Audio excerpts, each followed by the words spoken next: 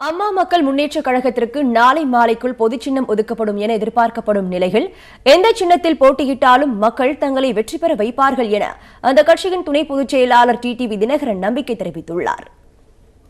மக்களவைத் தேர்தல் மற்றும் 18 சட்டமன்ற இடைத்தேர்தலில் குக்கர் சின்னத்தை பொது சின்னமாக ஒதுக்க கோரி உச்சநீதிமன்றத்தில் அம்மா மக்கள் முன்னேற்ற கழகம் சார்பில் மனு தாக்கல் செய்யப்பட்டது. இந்த வழக்கை விசாரித்த தலைமை நீதிபதி ரஞ்சன் கோகாய் தலைமையிலான அமர்வு குக்கர் சின்னத்தை பொது சின்னமாக வழங்க உத்தரவிட மறுத்துவிட்டது. அதே சமயம் தினகரன் தரப்புக்கு பொது சின்னம் வழங்குவது குறித்து தேர்தல் ஆணையம் பரிசீலிக்குமாறு நீதிபதிகள் அறிவுறுத்தினர். இதன் அடிப்படையில் சுயேட்சைகளுக்கு வழங்கப்படும் சின்னத்தில் ஏதாவது ஒன்று தினகரன் தரப்புக்கு பொது சின்னமாக வழங்கப்படும். இதற்காக சுயேட்சைகளுக்கு சின்னம் ஒதுக்குவதை நிறுத்தி வைக்கும்படி அனைத்து தேர்தல் நடத்தும் அலுவலர்களுக்கும் தலைமை தேர்தல் அதிகாரி சத்யபிரதா சாகு உத்தரவிட்டுள்ளார். வேட்புமனுக்களை திரும்ப பெற நாளை வரை அவகாசம் உள்ளது. அன்றைய தினம் 3 மணியளவில் இறுதி வேட்பாளர் பட்டியல் வெளியிடப்படும். அப்போது வேட்பாளர்களுக்கான சின்னங்கள் அறிவிக்கப்படும். எனவே அம்மா மக்கள் முன்னேற்ற கழகத்திற்கும் சுயேட்சை சின்னங்களில் ஏதாவது ஒன்று பொது சின்னமாக நாளையே ஒதுக்கப்படும் என எதிர்பார்க்கப்படுகிறது. சின்னம் இதுவரை ஒதுக்கப்படாத நிலையில் அம்மா மக்கள் முன்னேற்ற கழக வேட்பாளர் ஆதரித்து டிடிவி தினகரன் தேர்தல் பரப்புரையை தொடங்கியுள்ளார். திருவள்ளூர் தனி தொகுதியில் போட்டியிடும் அமமுக வேட்பாளர் பொன்ராஜாவை ஆதரித்து